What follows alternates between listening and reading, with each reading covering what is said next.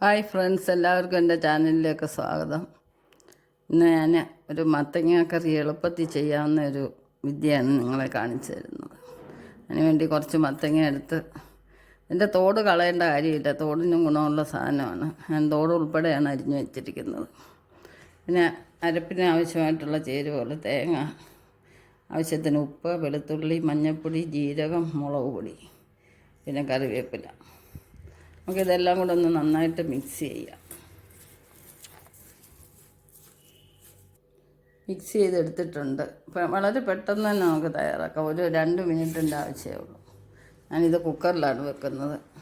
കുക്കറിലോട്ട് ഇടുകയാണ്. ഇതിൻ്റെ കൂടെ തന്നെ നമ്മൾ അരപ്പ് ഇടുകയാണ്.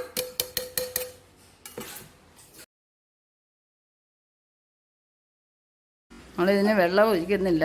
മത്തങ്ങയ്ക്കകത്ത് തന്നെ വെള്ളമുണ്ട്. അത് അടപ്പേ വെക്കുമ്പോൾ അത് ഊറി വരത്തേ ഉള്ളൂ. അതുകൊണ്ട് പ്രത്യേകം വെള്ളം ചേർക്കണ്ട.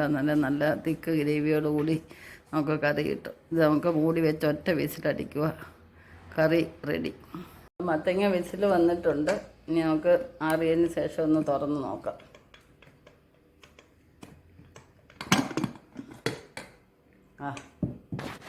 നല്ല വൃത്തിയായിട്ട് വന്നിട്ടുണ്ട്. കണ്ടോ? പിന്നെ നന്നായിട്ടൊന്ന് ഇളക്കി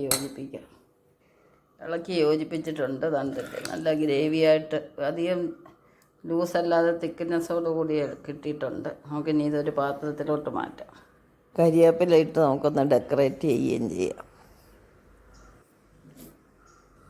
ഫ്രണ്ട്സ്, നമുക്ക് സ്വാദിഷ്ടമായിട്ടുള്ള മത്തങ്ങ കറി എല്ലാം റെഡി ആയിട്ടുണ്ട്. ഈ വീഡിയോ എല്ലാവർക്കും ഇഷ്ടപ്പെട്ടെന്ന് വിചാരിക്കുന്നു. നമുക്കിതിനകത്ത് തേങ്ങ വറുത്ത് ഇടുന്നത് ടേസ്റ്റാണ്.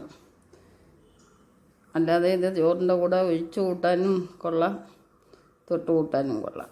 അപ്പോൾ ഈ വീഡിയോ ഇവിടെ വൈൻഡപ്പ് ചെയ്യുകയാണ്. നെക്സ്റ്റ് ഒരു വെറൈറ്റി ആയിട്ട് അടുത്ത വീഡിയോയിൽ കാണാം. എല്ലാവർക്കും ശുഭദിനം ആശംസിച്ചുകൊണ്ട് ബൈ.